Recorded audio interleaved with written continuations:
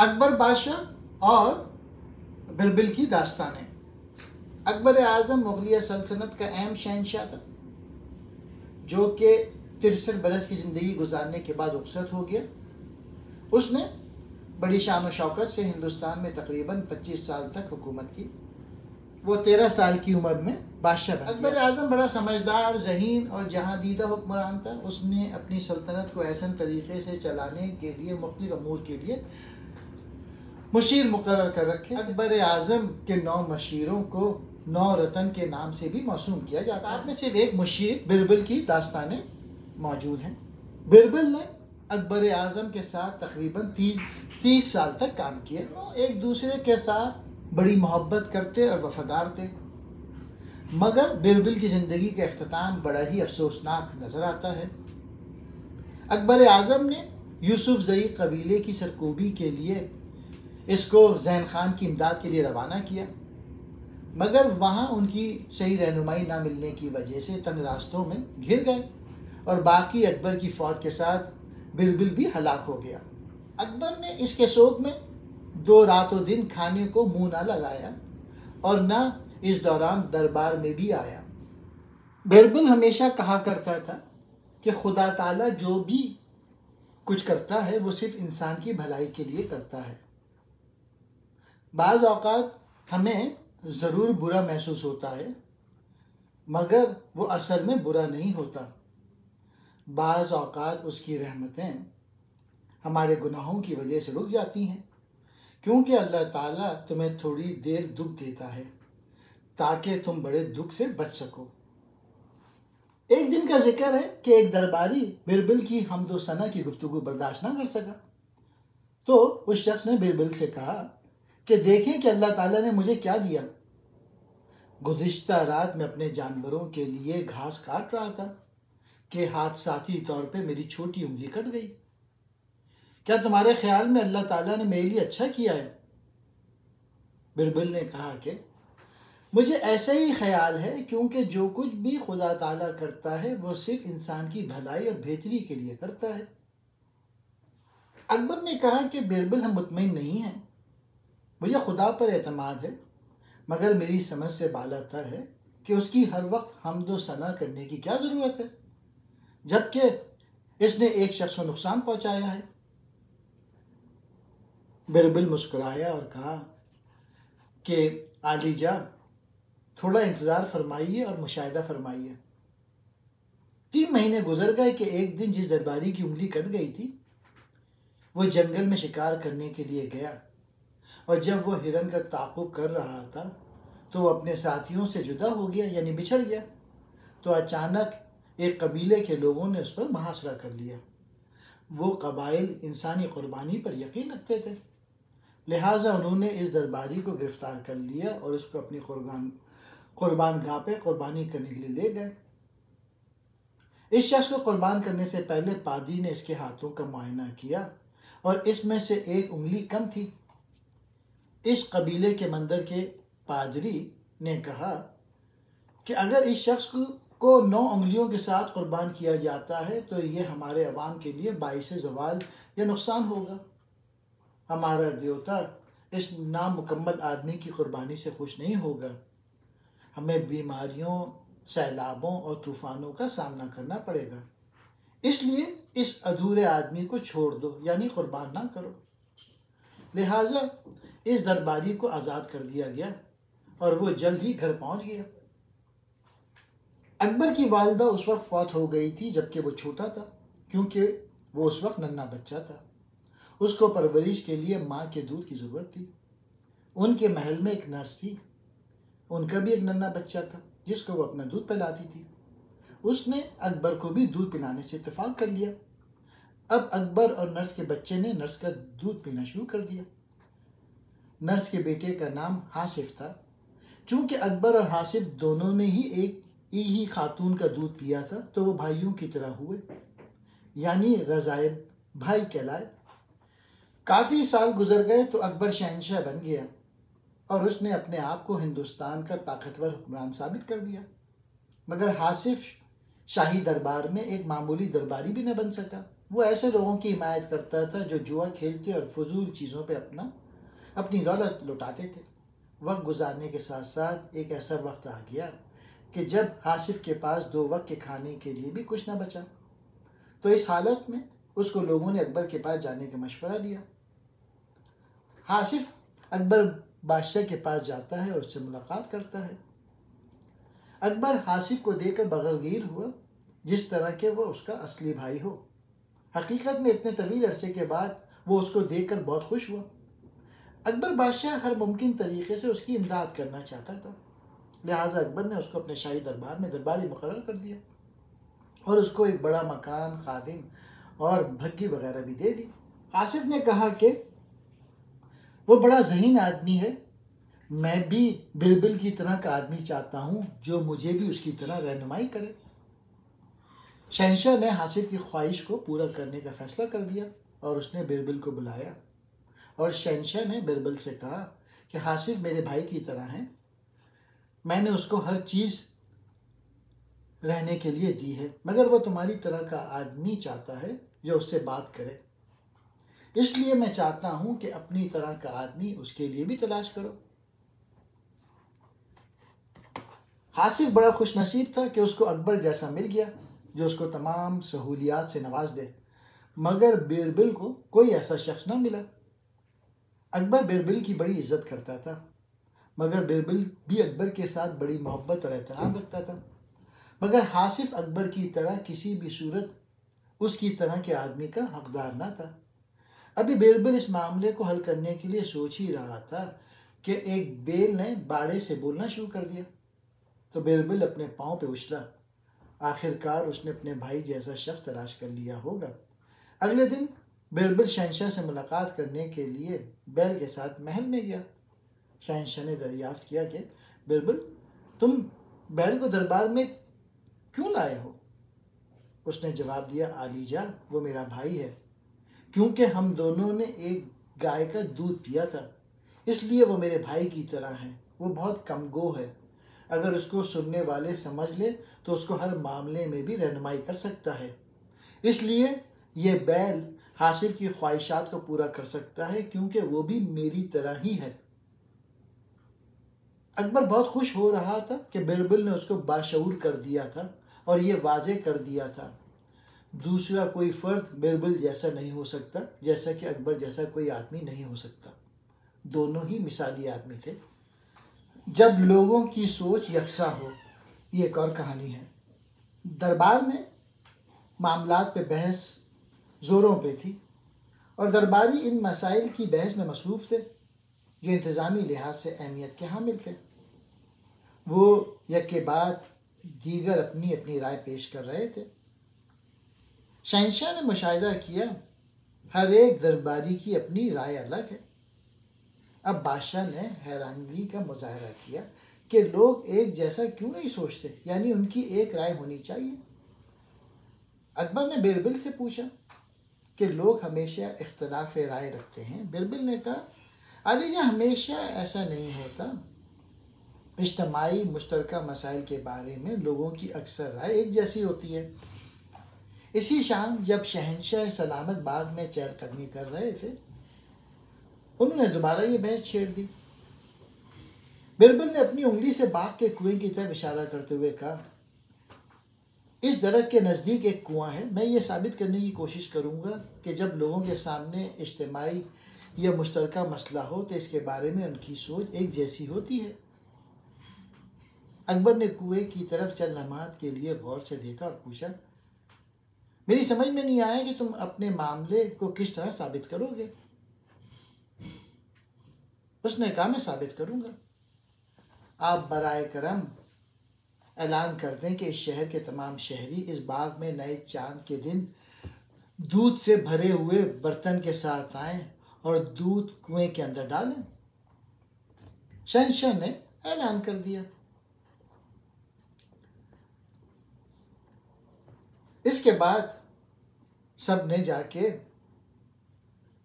कुएं के अंदर डाला। शहंशाह और अकबर दोनों ने कुएं में जाके देखा कि कुएं में दूध नहीं डाला गया था, बल्कि साफ पानी डाला गया था।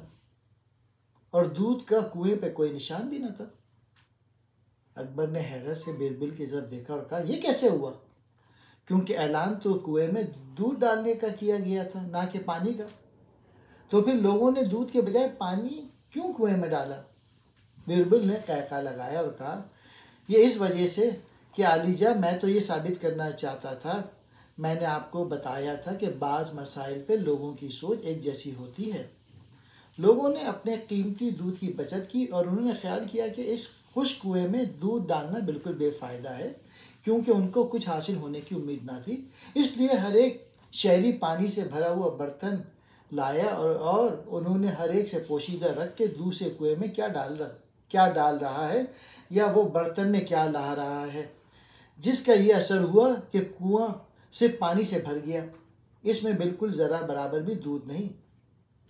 अकबर ने बिरबल की तरफ सताइशी निगाहों से देखा और उसकी पुष्प पर शाबाश की प्यार से थपकी भी दी।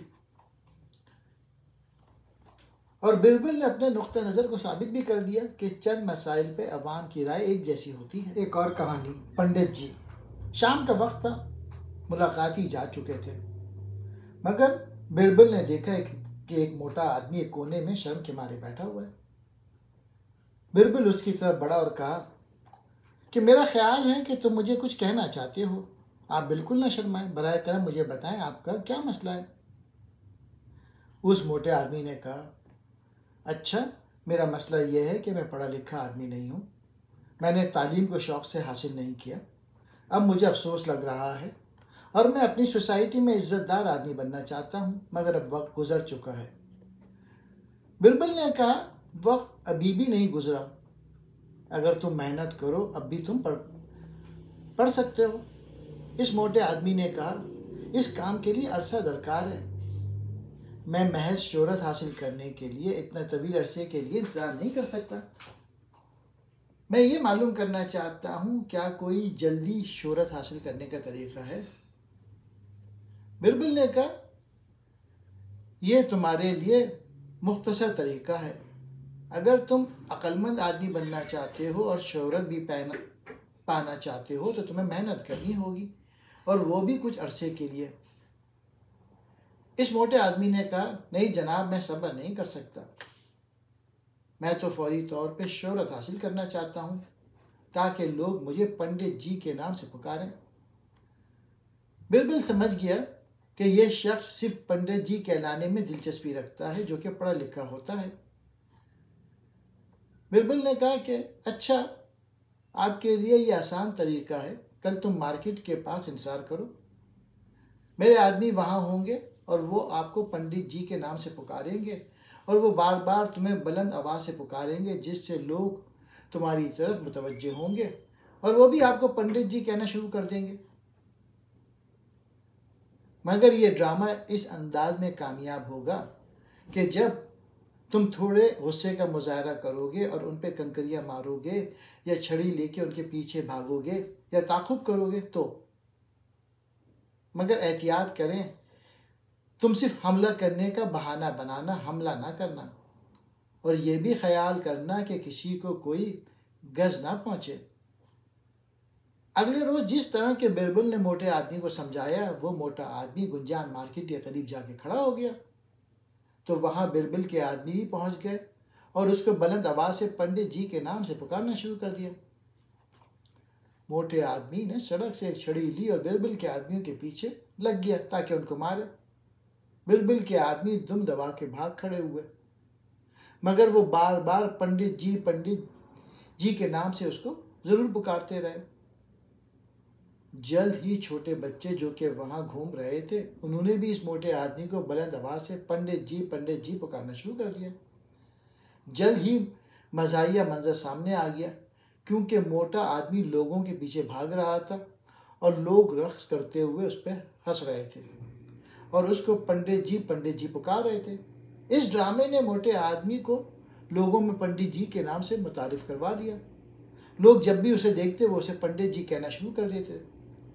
हकीकत में लोग इससे मजाक करते थे, क्योंकि वो जानते थे कि वो हाथ में छड़ी लेके पागल आदमी की तरह उनका ताक़ुब करेगा, मगर मोटा आदमी ये सोच के बहुत खुश था कि वो एक मशहूर आदमी बन गया है। कई महीने गुजर गए तो मोटा आदमी शोहरत से उकता गया और अब उसने महसूस किया कि लोगों का उसको पंडित जी कहना कोई काबिल कदर बात नहीं रही।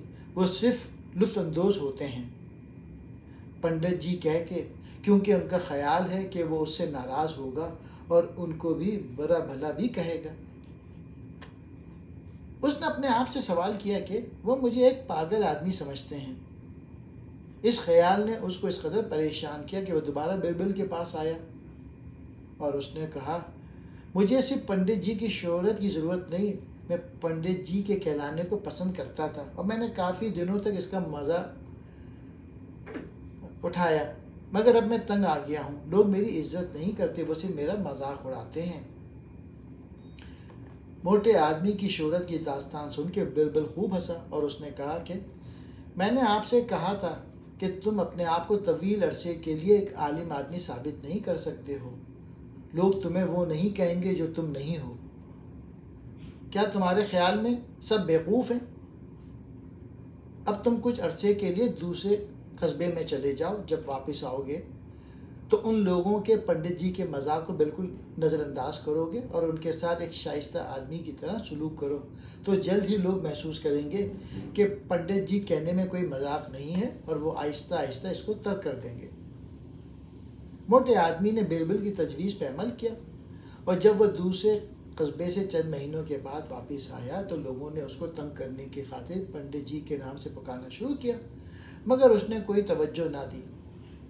अब मोटा आदमी बहुत खुश हुआ कि उसको उसके असल नाम से लोगों ने बुलाना शुरू कर दिया।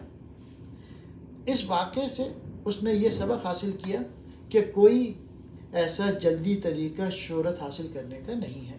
अहमकों की फहरिस्त। अकबर घोड़ सवारी को बहुत पसंद करता था, जिसकी वजह से वो हर कीमत पे घोड़े को ख़रीद लेता था जिसको वो पसंद करता था। दूर दराज इलाक़ों के ताजिर यानी अरब, ईरान और चंद दूसरे ममालिक से जो कि तवाना और ख़ूबसूरत घोड़े रखते थे उसके दरबार में हाजिर होते रहते थे। शहंशाह घोड़ों के लिए भारी रकम अदा करता था। वो अपनी ज़ाती पसंद और इस्तेमाल के लिए मुंतखब करता। वह दूसरे घोड़े अपनी फ़ौज के इस्तेमाल के ख़रीदता, मगर इसमें इसकी पसंद का दखल ना होता था। एक दिन एक ताजिर ने पेशगी रकम का मुतालबा किया। ताजिर एक नया आदमी था और कम्युनिटी के दूसरे ताजिरों से वाकिफ न था। उसने 2 खूबसूरत और तवाना घोड़े अकबर के यहाँ फ़रोख्त किए तो उसने कहा कि वो ऐसे शजरे नसब के आला नस्ल के घोड़े हैं और इनको मैं ला सकता हूँ अगर सिर्फ आधी रकम इसको ऐसे घोड़ों की एडवांस अदा कर दी जाए तो। अकबर ने अपने खजांची को इस नए ताजिर को इसके मुतालबे के मुताबिक रकम अदा करने का हुक्म दे दिया। खजांची इस ताजिर को अपने दफ्तर में रकम अदा करने के लिए ले गया। कोई भी शख्स नए ताजिर को अकबर की तरह भारी रकूम पेशगी अदा करने के लिए तैयार नहीं था, मगर कोई कुछ ना कह सकता था। इन सब ने चाहा कि बिरबल को इस मामले में मदाखलत करनी चाहिए ताकि मामले को सुलझाए। बिरबल भी घोड़ों के कारोबार पर खुश ना था और वो इस काम को बंद ना करता था। इसलिए उसने अकबर से अर्ज़ की कि गुज़िश्ता कल आपने मुझे हुक्म दिया कि शहर के अहमकों की फहरिस्त अलग तैयार करूं। मुझे ताज्जुब है कि आपका नाम फहरिस्त के ऊपर जाहिर हुआ। शहंशाह का चेहरा गुस्से से सुर्ख हो गया। वो बिरबल से दरबारियों और दूसरे ममालिक के मेहमानों के सामने शर्मसार हो रहा था। अकबर बादशाह ने गरज कर बिरबल से कहा कि तुझे मुझे अहमक कहने की कैसे जुर्रत हुई? बिरबल ने अर्ज़ की कि माजरत ख्वाह हूँ आलीजा। उसने शहंशाह के सामने घुटने टेकते हुए अर्ज़ की कि आप मेरा सर कलम कर दें अगर आपका ये ख्याल हो कि मैं गलती पर हूँ। ये कहने में आपका नाम अहमकों की फहरिस्त में सबसे ऊपर है, जो तुमने मुझे तैयार करने का हुक्म दिया है। अपने दाएं हाथ को उठाते हुए पहली उंगली के साथ बिरबिल को इशारा किया। बिरबिल अकबर की तरफ बढ़ा। तमाम दरबार में दरबारी खामोश खड़े मंजर देख रहे थे। उनके चेहरों पे मुरझाहट छा रही थी। अकबर शहंशाह बिरबिल का सर कलम कर दे तो किसी को अकबर को बेवकूफ़ कहने की जरूरत ना हो। मगर अकबर बादशाह ने अपना हाथ बिरबिल के कंधे पर रखा। वो इसकी वजह मालूम करना चाहता था। बिरबिल समझ गया और उसने अर्ज़ की कि तुम्हारा नाम मेरी अहमकों की फहरिस्त में सबसे ऊपर है, क्योंकि आपने एक भारी रकम एक नए ताजिर को अदा करने का हुक्म दिया है जिसकी ताहाल कोई शनाख्त नहीं हो सकी। वो आपको बड़ी आसानी से धोखा दे सकता है। वो दोबारा यहाँ नहीं आएगा। वो अगर दूसरे मुल्क में जाके आबाद हो जाए तुम उसको तलाश नहीं कर सकोगे। इंसान को किसी के साथ कारोबार करने के लिए वाकफियत होनी चाहिए। उसने आपको 2 घोड़े फ़रोख्त किए और आप इस कदर खुश हो गए कि उसको भारी रकम अदा करने पर मुत्तफिक हो गए। इस वजह से मैंने अपनी अहमकों की फहरिस्त में आपको बुलंद मुकाम दिया है। ख़जानची के पास जाओ और नावाकिफ़ ताजिर को रकम की अदायगी से मना करो। अकबर ने अपने दरबारी आदमी को हुक्म दिया कि वो जल्दी से जाके ख़जानची को इस हुक्म से आगाह कर दे। बिरबिल ने कहा कि अब मैं आपका नाम अहमकों की फहरिस्त में नहीं रखूँगा। अकबर ने चंद लम्हात के लिए बिरबिल को घूरा और फिर उसके बाद उसने हंसना शुरू कर दिया तो तमाम लोगों को सुकून का एहसास आया। आखिरकार बादशाह को भी अपनी गलती का एहसास हो गया। वो भी खुशी से हंसे और उन्होंने बिरबिल की इस जुर्रत और अक्ल की वजह से बहुत तारीफ़ की।